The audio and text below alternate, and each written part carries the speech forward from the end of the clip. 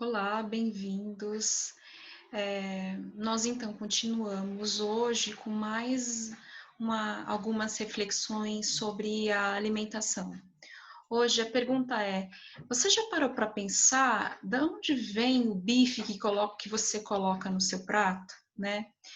Geralmente esse processo de produção ele é invisível para a gente, né? Então, aí você vai no supermercado, na gôndola você tem um plástico,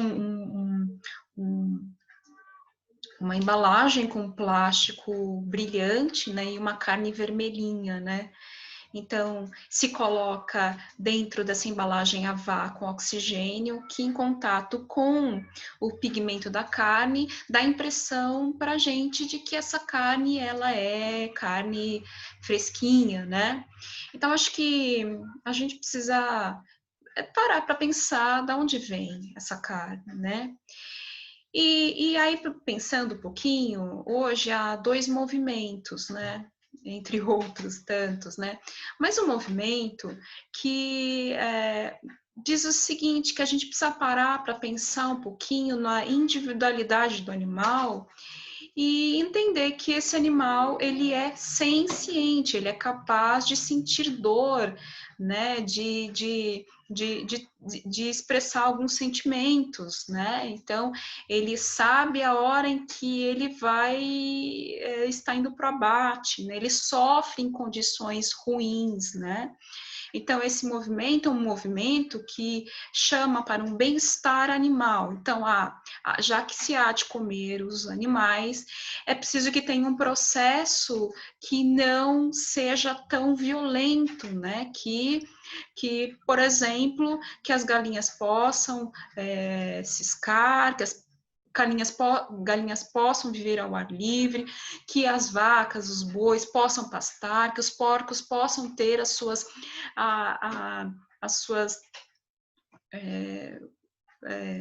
os seus hábitos básicos, né? Então é um pouco isso, é esse movimento. Então, o consumo de carne, os consumidores têm discutido essas questões, né? Da onde vem, como que esse animal é abatido, em que condições.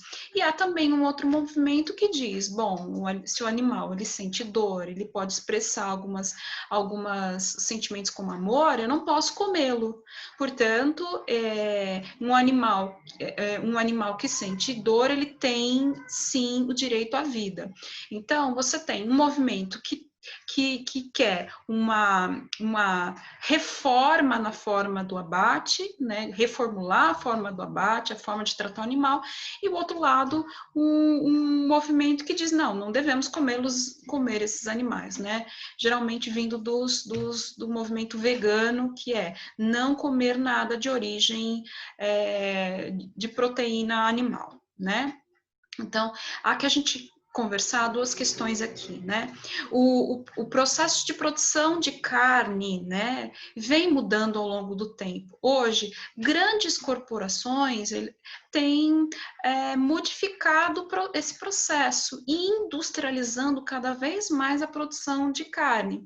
Portanto, você tem agora, separadamente, grandes fazendas de engorda, né? Capazes, depois de abater, por exemplo, 100 mil cabeças de gado, né? E separada do local onde a alimentação é produzida, né? Então, se nós tínhamos antigamente, nós temos ainda, né? Mas se o pastoreiro, né? Onde você tinha o pasto, o trevo, né? Então, o boi e a vaca podiam pastar, comiam, e aí o seu esterco ficava no local, esse esterco levado para fertilizar o solo, onde os alimentos que os alimentos eram cultivados. Agora nós temos uma outra forma, né, que é uma forma intensiva de produção da carne, né? Então você tem espaços de grande confinamento, né? em que os animais, eles precisam, eles têm pouca mobilidade, pouca movimentação e sofrem um processo de engorda. Então, é preciso uma alimentação especial, que é a forragem, né? A forragem consiste no feno também, mas uma grande quantidade de proteínas, que é geralmente soja,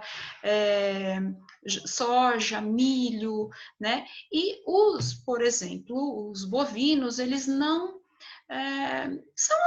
não são animais, eles poderiam muito bem viver de feno e trevos, enfim, trevo, enfim. Então, com essa alimentação, né, eles têm uma produção maior de ácidos, portanto, tem que ser colocado também aditivos nessa alimentação, né? E um terço das terras agricultáveis são usadas para produzir comida, né, para gado. Então, grande parte do Brasil, por exemplo, da monocultura no Brasil, a produção de soja, por exemplo, né, soja, milho, são para alimentar gado. Então, grande parte para exportação, também para ficar, né, no solo brasileiro, mas grande parte é exportado, né? Então, houve uma divisão da produção no campo, né, desses alimentos que o gado come, e, por outro lado, uma intensificação dessas fazendas, grandes multinacionais de fazenda, de engorda, né, e de produção desses animais, né? Então, para você ter um ambiente desse, né? Então, ambientes para os animais suportarem esses ambientes que geralmente nem sempre tem grandes condições sanitárias, né? E uma população muito grande desses animais dentro, né? Uma superlotação, é preciso aplicar grandes quantidades de antibióticos, de fármacos, né? Para que o animal consiga suportar até o momento do seu abate, né? Então, você tem também esse problema. Então, esses fármacos são aplicados ou colocados na água, aplicados nos animais, para que esses animais suportem as condições em que vivem e também para que eles engordem, né? Então, por exemplo, um porco, quando é aplicado antibiótico, ele necessita de 10 a 15% menos de alimentos, né? Então, na Europa, essa prática foi rejeitada desde 2006, mas em outros países você não tem uma legislação suficiente, né, adequada para barrar esse tipo de prática. Então, você tem animais que são cada vez mais confinados numa produção de carne intensiva, né? Esses animais, para suportar essa maneira, né, de vida, precisam desses fármacos, né?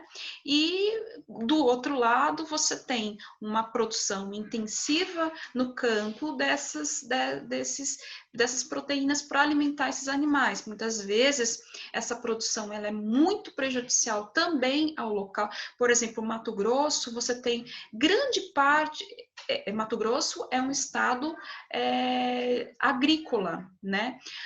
Só que grande parte dessa produção agrícola é para produzir alimentação para gado que vai para o exterior, né? E você tem, então, o Mato Grosso importa 90% da alimentação para a sua população. Quer dizer, um estado que é agrícola, mas não consegue produzir alimento para os seus próprios habitantes, né? Então, essa maneira de produção no campo vem trazendo grandes problemas.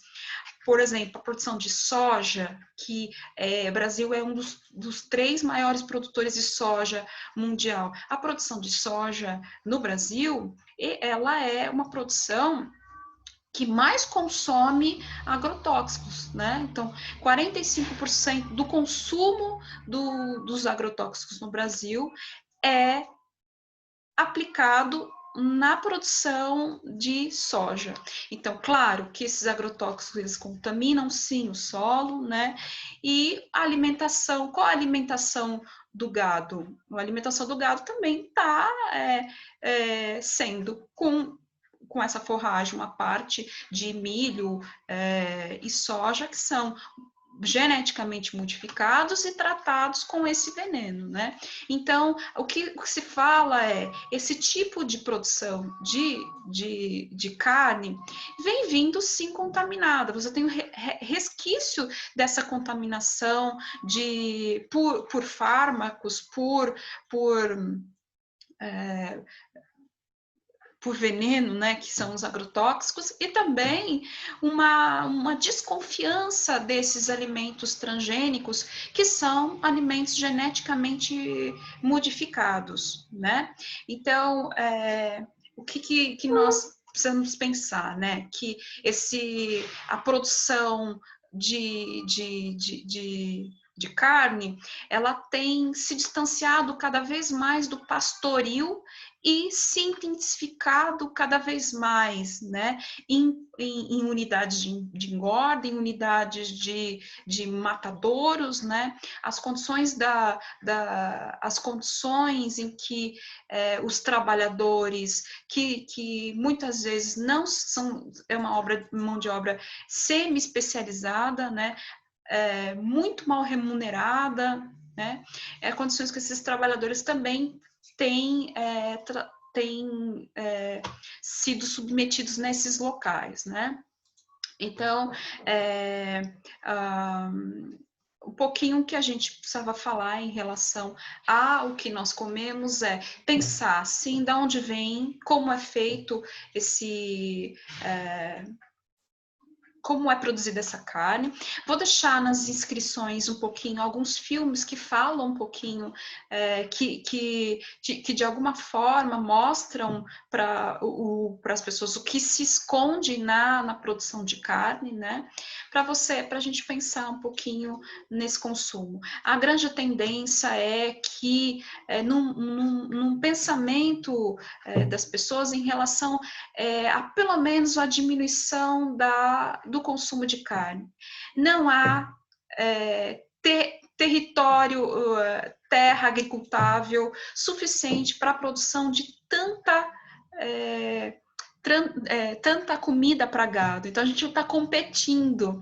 Ao invés de comer tanta carne, talvez essa produção, essas terras tenham que ser, seria mais viável produzir nessas terras comida para as pessoas mesmo, né? Então é um pouco isso que a gente precisa pensar, né? Que a produção, o consumo de carne traz grandes problemas, sim, né? Para a natureza e para os trabalhadores, não diminui em nada a pobreza, não diminui em nada a fome no planeta, porque grandes corporações estão cada vez mais tomando para si, né? E os pequenos produtores, pequenos pecuaristas, né?